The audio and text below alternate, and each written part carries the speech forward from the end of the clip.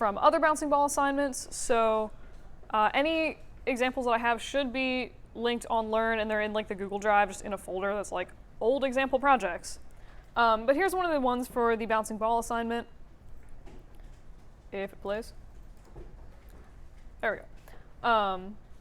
So you can see they have the basketball bouncing in and like interacting with stuff in the object, so it ticks that tick box. And then they have some like very obviously different types of balls moving around in their scene, textured appropriately, which helps kind of, again, give you an idea of like what you're actually looking at. In this case, what I think is successful about this one is I actually really, really like the basketball. Like right when it stops, it does like a really nice sort of like, I don't know how to describe it, but like lots of little teeny aggressive jittery bounces. And then it also rolls a little bit, like it's not just perfectly a straight line, it like rolls a little bit right at the end and sort of like hits the wall and stops. Which to me feels like a really, really natural way for a basketball to be moving. And then the little, I guess, tennis ball that comes in is a lot faster and much bouncier than the basketball, which like makes sense because it's smaller and probably just being thrown faster. But yeah, so, and again, everything's kind of like textured nicely. It's like a reasonably staged little scene. So this would be an example of something that I would qualify as like a successful bouncing ball assignment. For grins, I have my bouncing ball assignment for when I did this. So I'm gonna refer to this and be like, I did this in the most horrible, awful, convoluted way possible, and it took me 4 times the amount of time it should have. I also didn't use any reference and just keyed the whole thing as I went. So in this case, it turned out like kind of not terribly, but I'd still advise that you like don't do what I did for this. But yeah. Also, just like it was a weird example of like, this is an example of something that I would qualify as being at least lit well. My textures are like super janky. But you can do, I'm totally cool with people doing like weird stuff where the background sort of fades into blackness and it's like dramatic sort of stage lighting. If you prefer to do something like that as opposed to like a full lit rendered scene. Anywho, any questions on any of that? Cool. With that being said, let us make some random bouncing ball animations. So first thing is, I guess before we do that, did anybody have any questions about anything from last week with like just animation basics, looping, anything like that? All right. Why is my tool set? Ooh. So first of all, in case you didn't know, you can actually change the background color of Maya by using Alt and B. B as in boy. I'm partial to the blue one. I just think it's easier to see stuff. Cool. All right, so first thing we're going to start with is I'm just going to make a silly ground plane. And this is not going to be a super gorgeous animation, but it will serve the purposes for the demo. So I'm just going to grab this ball, or this like sphere I've made, and snap the pivot to the bottom of the ball. So to do that, you're just going to press and hold the D key, D as in day, and I just use the hotkey for vertex snapping, which is V, and you can just drag the pivot directly to the bottom of that ball, release the D key so that you're able to move the object regularly and just snap it directly to that ground plane. It is the weirdest layout of my channel box I have ever seen. What? Okay. What? Weird. Okay. That was bizarre. I'm also just going to go through really quick and just freeze all the transformations because I just want this ball sitting on the ground plane and not clipping through it. So freezing transformations allows me to do that without worrying about it. So you can set up for stuff like bouncing ball assignments or other things depending on what you need. You can set up some sort of clever outliner structure to help make animating a little bit easier and kind of more modular. So what I'm going to do is just select my ball and group it 3 times. So just do Control-G 3 times, and it's going to give you something that looks like this in the outliner. Basically just your sphere nested within 3 groups. And you're going to label each of these groups and basically use them to key or to animate a specific part of your animation. So in this, the first one is going to be the translate of the ball. The second one is going to be scale. And the third is rotate. So doing a bouncing ball, this is normally how I set things up because it behaves in a way that makes sense and makes animating easier. Depending on what you're doing, you can shift the order around to achieve different effects. But for now, this is kind of what we're going to go with. So normally what I'm going to do for this is I personally like putting the backtracking. So in case this wasn't obvious, so again, the translate group, I'm pretty much only going to key the translation of that group. I'm going to ignore scale and rotate. Scale, same thing, only keying scale, etc. But depending on the functionality I need, I like to sort of move the pivots of these groups to different places. So for translate and scale, so translate, I like to keep the pivot wherever I'm going to have the ball contacting another surface, so in this case, the bottom of the ball, because that way it's going to make it really easy to just take this and just vert snap it down onto that ground plane, and I don't need to worry about is this actually going to be connected to my ground plane, or is this going to be like hovering in the air and I like don't quite see it. So again, for translate, I like to just keep the pivot right at the bottom of the ball. Same thing for scale. I usually like keeping the pivot wherever it's going to be squished onto something. So in this case, if it's just falling straight down on the ground, I'll keep that pivot right at the bottom of the ball, because that's going to allow me to just squish the whole thing down like this, rather than doing something where I need to like squish it and then translate it down because it's now off my ground plane, and it's kind of a pain.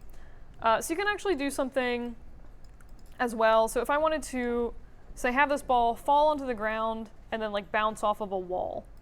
Let me just, okay, fine. My ground plane is gone. So if I wanted this to like hit this wall on the side, I could actually add just another group to this. So I'm just going to grab my scale group and group it again. Scale wall. And what I'm going to do for this one is actually snap the pivot. So again, press and hold D and V at the same time and just drag the pivot all the way to the bottom of that ball. But I could snap the pivot to this side of the ball so that when it makes contact with the wall, I can just scale it down. And again, I don't need to worry about doing anything weird where I like scale it down and then have to sort of fudge it closer to the wall and like hope that it doesn't clip. So you can add as many of these groups as you need, depending on how many contact points you need, or depending on the functionality you need, which makes this, like, again, a pretty nice modular system to set stuff up like this. You guys with me so far? Sweet. Also, thank you for the response. I do. It is nice when people respond and I'm not just sort of like, y'all good? And there's silence. Anywho. So for the rotation of the ball, I've been going pretty hamsies of like, let's put the pivots at the bottom, except for the rotation group, because this would be awful to animate on so many levels. What? I don't know. And I will say, sometimes it is nice to have pivots like that because you can do stuff. Okay. Oh, I have interactive creation turned off. But you can do nice stuff if you're trying to do like a door, where you can like grab the pivot and just like throw it on the corner, and be like, look, my door swings nicely. For balls, that is not so much the case. So for rotate, I usually just keep this centered in my objects. So just do modify center pivot. I'll snap it back to the middle of the ball. And now when I rotate this, it's much less horrible to work with. The actual ball itself, you can pretty much just not key anything on that and just like leave it as is if you're so inclined. But yeah, so this is pretty much how I set up the outliner for doing something like a bouncing ball. In terms of the actual animation of this, we're going to go through... Oh, actually, okay, so if you haven't already done this, or you're like making your ball off center, I usually will freeze the translation and like scale and all that stuff, so that it's just sort of sitting on a ground plane or whatever ground plane I'm trying to work with. So in the case of translate, if I was maybe like dropping this not onto the floor of the room but onto a table and it's just going to like exist on that table, I might set the 0 point of this ball to whatever, to that table, so that whenever I zero out the Y, it's just bouncing flat on the table and I don't need to like worry about snapping it down every time. But again, that's completely up to you and how you like to work. It's not really going to affect your animation, just maybe make your life a little easier. Incidentally, you maybe just saw me do a weird thing where I had all of the groups selected and I tried to, what did I do? I moved it up. And of course it's not doing it now, but it did a weird thing where I like moved it up and you can see here that the pivot, like the ball is moving faster than the pivot. That's just some weird double transformation stuff going on. It happens a lot in rigging if you're not paying attention to what's happening, but basically you're selecting two values, and since you're translating both the rotate and the scale, it's moving the object twice. So if you ever see your object like moving farther than you expect it, it's probably double transformations, and you're either selecting too many things or your outliner is set up weird. In this case, I was just selecting too many things and moving too much at once, which I wasn't supposed to be doing. You can also, if you're so inclined, and I usually do this after I zero out my objects, otherwise it won't let you zero your objects out.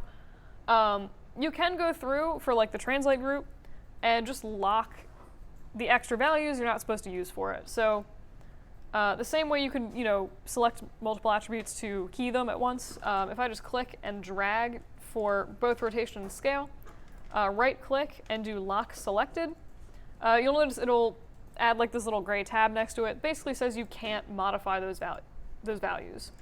So if I grab my translate group, you'll actually notice that the rotation and the scale handles are grayed out, indicating that I can't use them. If you ever decide like, oops, I do actually need to rotate this, just right click on the attributes that you want to unlock, right click and do unlock selected, and then you can modify those as needed. So if you're so inclined, you can go through and again, just sort of do that for all of these different values to make sure that you don't accidentally key stuff that you don't mean to.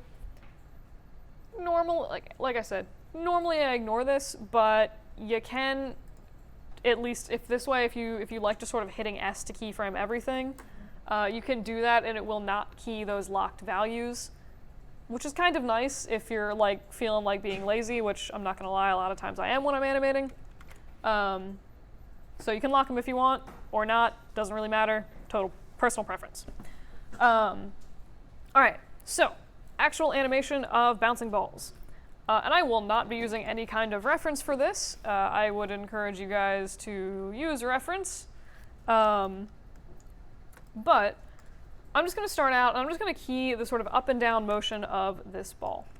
So I'm not going to do this particularly carefully. I'm just going to sort of pick some random values and go through, and I like keying just the translate X if that's the only thing I'm modifying. So I'm just going to right click and again just do key selected, and I'm just going to say every 10 frames I'm going to have this do a bouncing motion, and I'm just going to start and key all of the zeros where it hits the ground at once because I'm lazy and I don't like entering values up here all the time. So I'm just going to go 20 frames later and hit G, and G is going to repeat the last command, in this case key selected of the translate Y, and do that a few more times, and that is pretty much going to be all the keyframes for my ball hitting the ground. So now what I'm able to do, since I knew, again, they're all going to the same place, I can just set all those keyframes at once. I'm just going to go up and sort of say, all right, maybe I'll make this bounce 8 units high, and I will key that. I'm also just going to turn on auto key because it's pretty much just going to key everything for me. So you can see now we have a ball, it's like falling from a height, hitting the ground, going up to a slightly lesser height, hitting the ground, etc. So again, it definitely would make more sense if you're doing like an actual animation, 50, to pay a little bit more attention to the values that you're plugging in, In this case, again, I'm just sort of doing random things for the sake of a demonstration. Hooray. So now if we play this, we have horrible playback speed. I know a few people in my last class asked about the playback speed. So if you ever are trying to view anything in your time slider and like just preview it in the viewport and it's going super, super fast, you can just right-click on your time slider, go to playback speed, and choose pretty much any option besides play every frame real free. That usually goes really fast for simple stuff like this. So my personal preference is just setting it to real time if your preference is for getting most accurate timing out of the viewport possible rather than seeing every frame.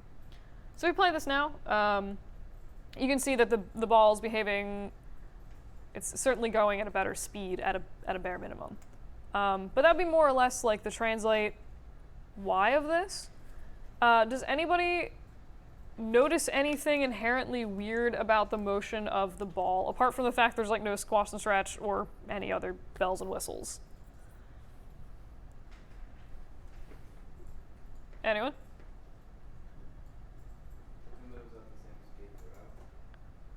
Pretty much, yeah. So part of it is definitely like me not playing with the speed at all.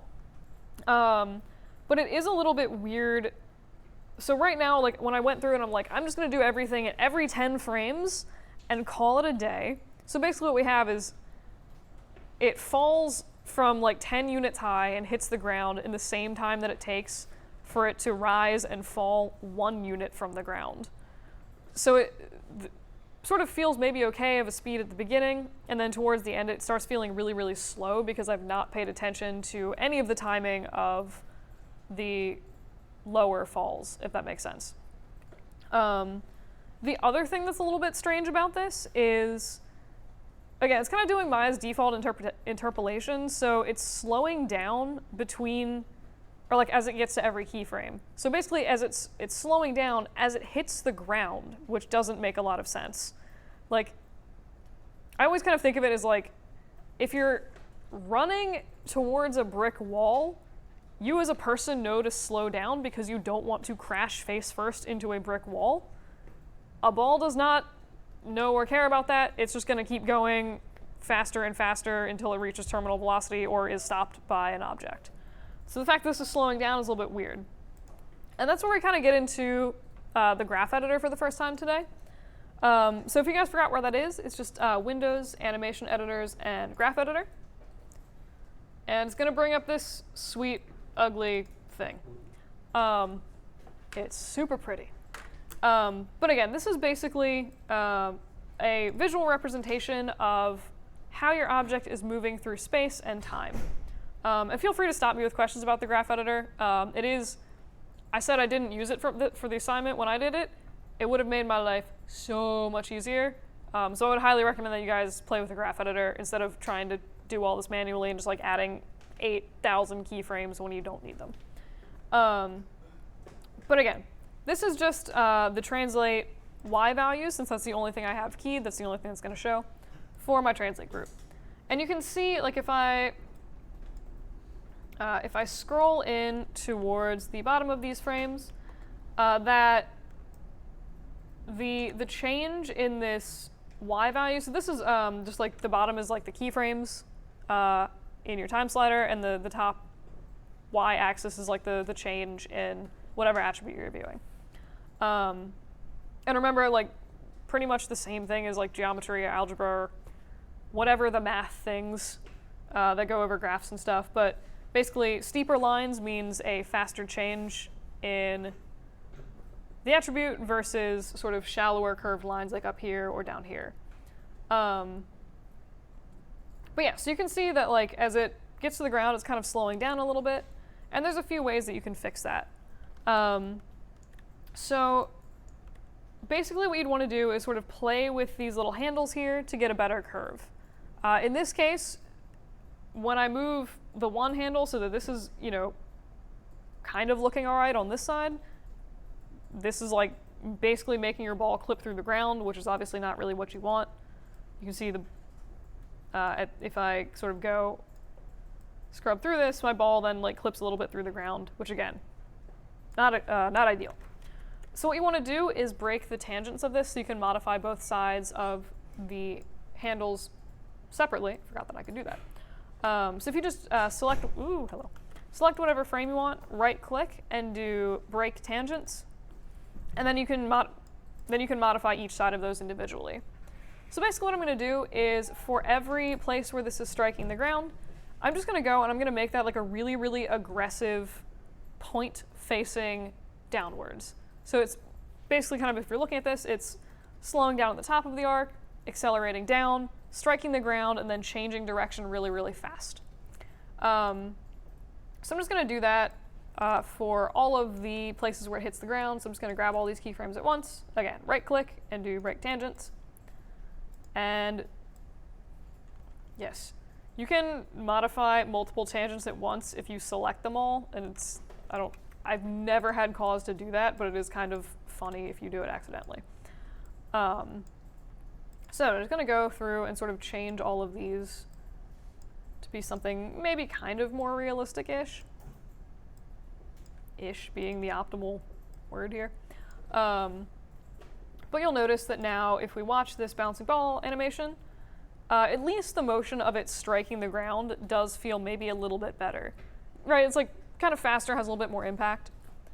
And then that is pretty much a really, really, really sketchy animation of the translate Y values. Anybody have any questions about this so far with like the use of the graph editor or anything like that? All right. So after this, let's say maybe I want to throw in a little bit of squash and stretch on this so that it has a little bit more interest and personality as it like hits the ground. So I'm going to go to my scale group and do pretty much the same thing that I did before. So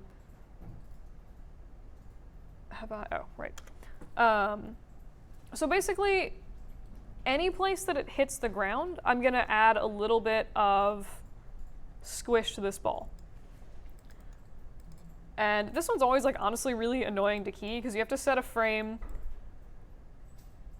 like right as it hits the ground, right after it hits the ground, and right before it hits the ground. It's just like a bunch of keyframes nested on top of each other. So I'm actually just going to go through really quick and pretty much any place it strikes the ground, I'm just going to find those frames and just set 3 keyframes, and I'll come back and modify them in a minute. I just like doing things like this personally because I can sort of modify the values as needed, and I don't need to manually change these numbers like every time I set a keyframe. I don't know, I'm really, really, really lazy about setting keyframes. So you can see we have a bunch of keyframes. They're all set at 1, so they're not really doing anything interesting, except in this first little blob where I've actually keyed that center value. So now what this allows me to do is I'm just going to go through and like make these sort of uniform numbers. So I'll say, all right, the first time it falls from the highest distance, it should squish the most, so maybe 0.4. I'll scale it down to 0.4 of what it was originally. The second bounce is going to come from a slightly less high elevation or height, so it should maybe scale down a little bit less. I'll maybe say 0.6. So it's squishing, you can see, squishing a tiny bit less than it is here. And then I'll just sort of keep going with slightly like less and less bounces as I go. And I am again just picking completely random values here.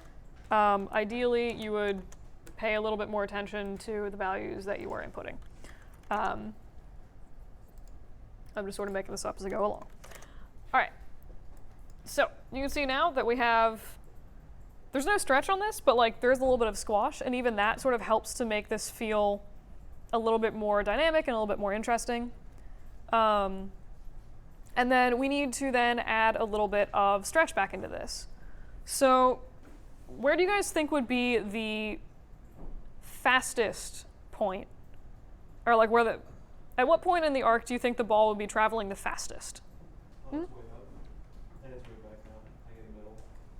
Like not at the top, like where it's, like at the top it's just like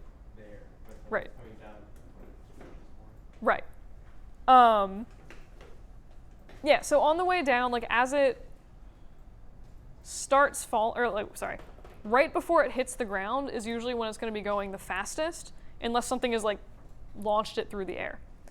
So what I'm going to do, and then, yeah, you're right. So when the ball's at the top of the arc, they still make you guys take that weird physics class? Yeah, that's Yeah. how I remember it. See, that is one of the kernels that comes out of that class that's actually useful for this major.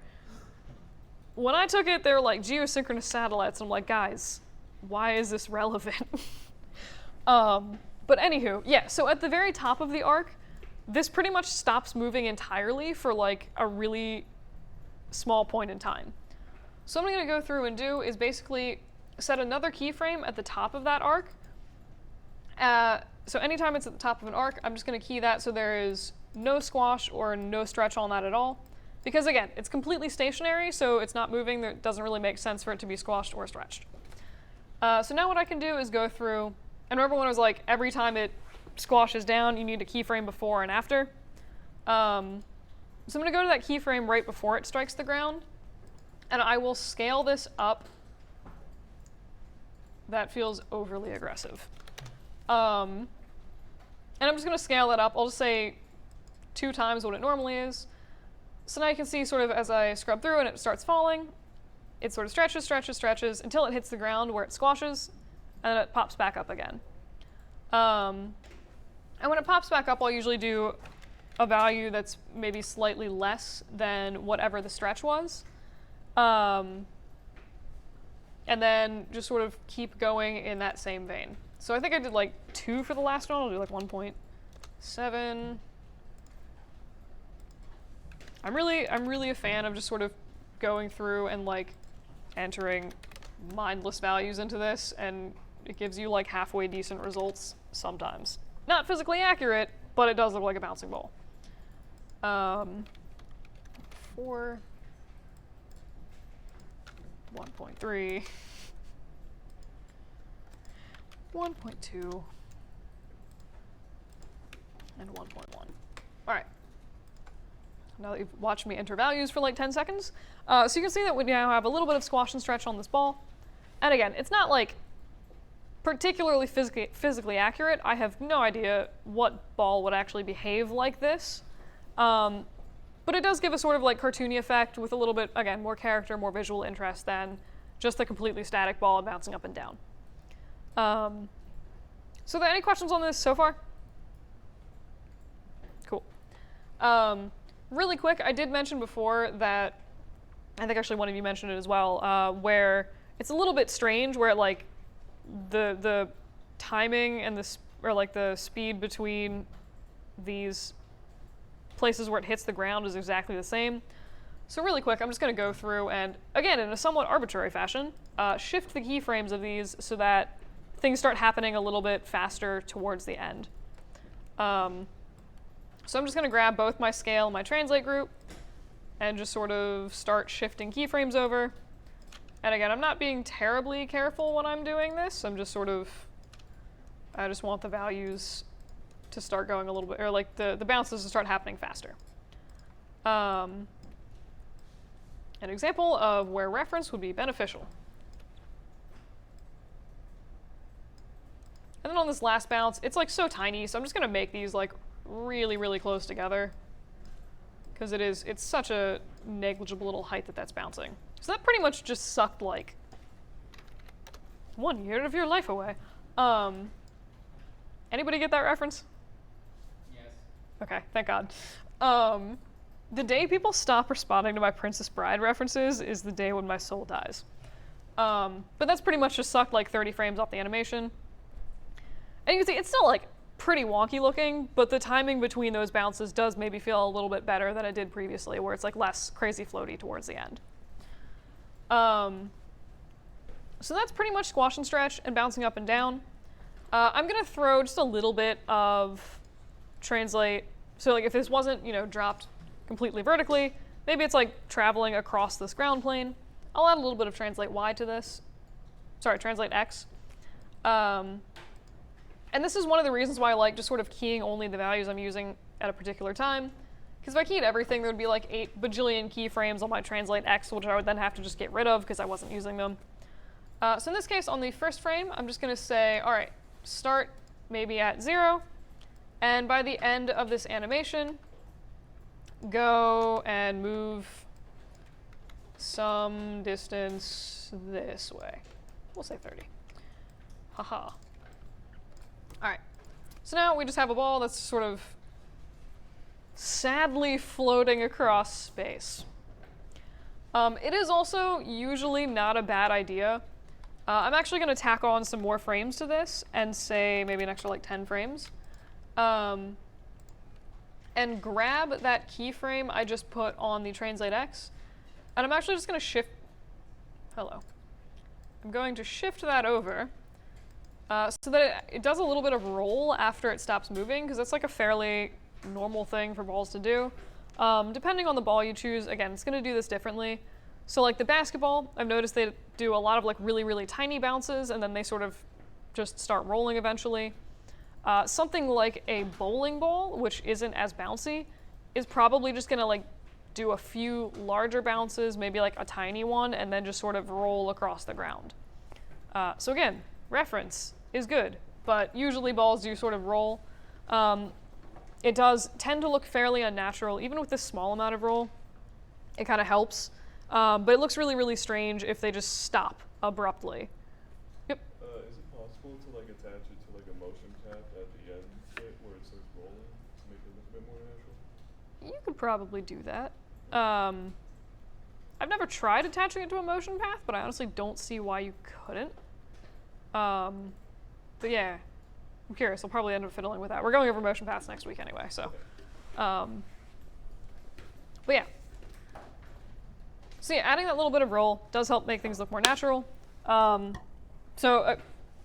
Particularly for the bouncing ball assignment, one thing I'll be looking for is like, when your balls stop moving, does it feel like a natural way for them to stop moving, or does it feel like they just were stopped by like some kind of weird invisible force on the ground? Cool. So that's pretty much translate, scale. The other thing I will also note, I'm not going to go into like doing a bunch of stuff with it, but it is a little bit strange. A lot of times, the other thing I see that makes things feel really sort of like man-made or like CG or like hand animated is having things doing what this ball is doing right now, where it's just sort of going on a completely linear path across the floor. So particularly when it gets to like these really tiny bounces at the end of the motion, or like when it's rolling, I find that a lot of times balls will sort of curve and start rolling slightly in a different direction for an assortment of reasons, a lot of which is probably just due to unevenness in the floor. But it could be from anything where, again, like if you're bouncing this on a tile floor, if it's hitting the grout line where the tiles are, that's like probably going to impact how the ball moves, because it's not striking something flat, it's striking something slightly angled. Is there, if you're dropping like, I don't know, a plum or like a watermelon. I'm envisioning watermelons dropping now, and I can't see any way of that working without it breaking. But if you're dropping something like oddly shaped, if it hits some kind of weird, surface imperfection on the object itself, that would also affect the motion. So do definitely also consider adding some back and forth motion to your ball, because a lot of times it does help it also feel more natural. Apart from that, I'm just going to throw a little bit of rotation on this. I'm going to just throw a quick texture on this so that it's obvious what is actually happening when I rotate this. And I'm going to do my silly demo that I do a lot, which is you can do some weird stuff with ramp textures. So I'm just going to map a ramp texture in and hit 6 to preview that. Somebody give me a color. Blue. All right. Somebody give me another color. Oh, God. All right. So we have our gradient of terror. That's a good vibe. What? That's a good vibe. I don't know what you're saying. So you can actually, if you can actually add noise into your ramps. Yeah, and you can get some like real trippy textures. So you can do like full rainbows with this. If you're not a fan of the hard lines where the blue meets the magenta, just shift the blue to the center and then add another thing of magenta on the edge so that it's magenta wrapped with magenta instead of wrapping directly to blue. So you can do some like pretty strange things with this. Play with the noise frequency. So in this case, so I kind of like that. It's kind of cool. You can add other weird stuff in. If you're not doing noise, you can do like, oh wait, I guess it's V-wave. You can do like V-wave, which you can see is kind of like doing a weird sort of wave pattern. You can kind of make some fake wood grains like this if you ever need to. You can do both at the same time, which actually creates a very delightful sort of Damascus steel effect if anyone's ever trying to do that. But anyway. But yeah, so that's just like my silly bit on ramp shaders, but functionally now we can see the ball rotating, so we're gonna move on. All right. So rotation, again, fairly self-explanatory. In this case, I'm gonna just do this a little bit like I did with the looping animation, sort of, where I set one keyframe at the beginning and then just one at the very, very end. So in this case, I'm just gonna say rotate Y. And it probably makes more sense to rotate this on more than a single axis. I'm just not gonna do that right now. Because again, this is just for demonstration's sake. And then I'm just gonna sort of, in this case, I'm just gonna pick an arbitrary value of 2,500 degrees to rotate this by the end of the animation. You could time it so that it rotates, specifically at certain times or in specific directions. If you needed it to rotate a specific number of degrees, you can do that. All right, I'm actually going to modify that texture because that's almost impossible to see. I'm just going to make it a slightly larger texture. All right, I think that will be more visibly obvious. I'm also rotating it on like the dumbest axis possible. All right, anyway. This is exactly what I didn't notice, but I did something to my ramp shader and now it's doing very strange things. Did you, what is it doing? So it's almost like wherever the camera is facing is the part that's one color, and then like that keeps moving depending on if I shift my camera around the object. It sounds like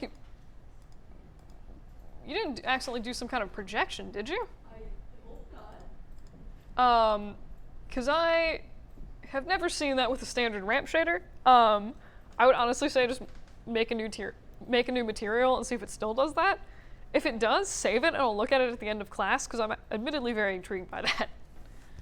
But yeah, there are some textures which basically you can sort of apply based on the camera.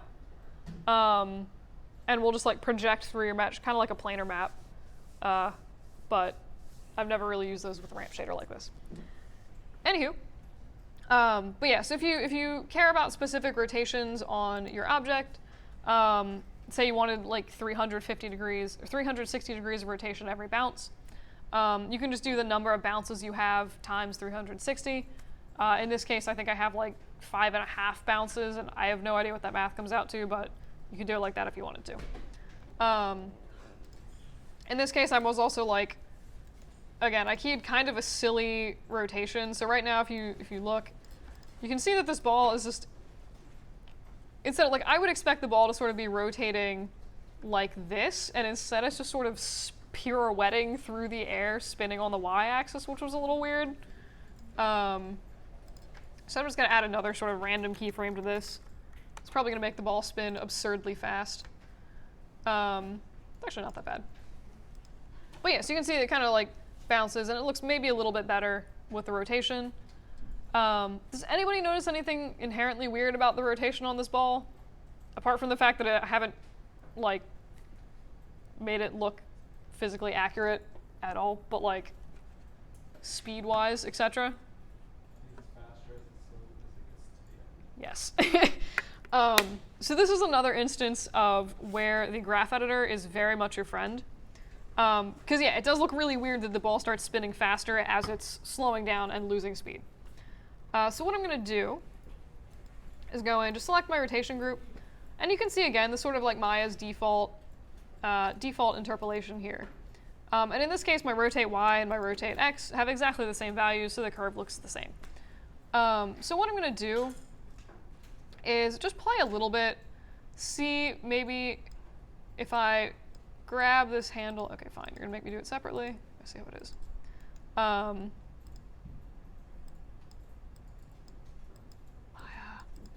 God. All right. I'm trying. I've never seen it be this bad about changing tangents before. What are you doing? All right. So for some reason I can't edit this, which is super irritating. So I'm just going to see what happens if I select like one of the other different interpolation types. So in case you guys weren't aware, you can change the interpolation type for only a specific node on your graph. So in this case, I want this to be sort of a more hard line. So it's, again, rotating with a steeper slope or like faster at the beginning rather than at the end. So what I'm going to do is just select that point and just try to linearize the tangent, see what happens. And you can see that it's only done that one point that I selected rather than this one up here as well. So I have no idea why it's not actually letting me edit the curves on that. But you can see that even that, it sort of changed the tangent enough where it's like slowing down a little bit more by the time it hits the ground. The other thing that you can do is change the handle length of your curve. So hopefully it'll actually let me edit this one. Ah, yes, good. I think I was forgetting that sometimes if you can't move stuff in the outliner, you need to like select your little node and then hit W, which feels really weird for a 2D representation like this, but apparently you need to activate the move tool in the graph editor as well. But yeah, I can move my stuff now, hooray. But yeah, so say I want this to maybe slow down even more. You can get a little bit more control out of your curves if you, again, just select the node in question, right-click, and do weighted tangents.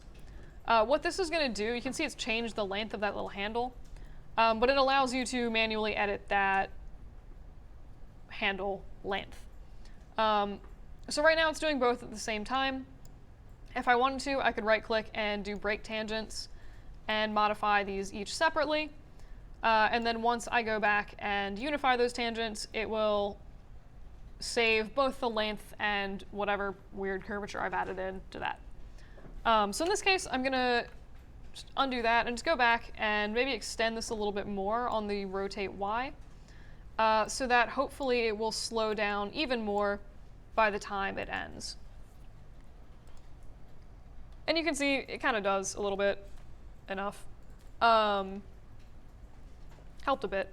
But you can see, so, I mean, this is, again, far from like the perfect bouncing ball animation, but with relatively few keyframes, we've gone through and, you know, animated this ball to move, rotate, have a bit of squash and stretch, and that's with pretty much like minimal keyframe and effort to do this.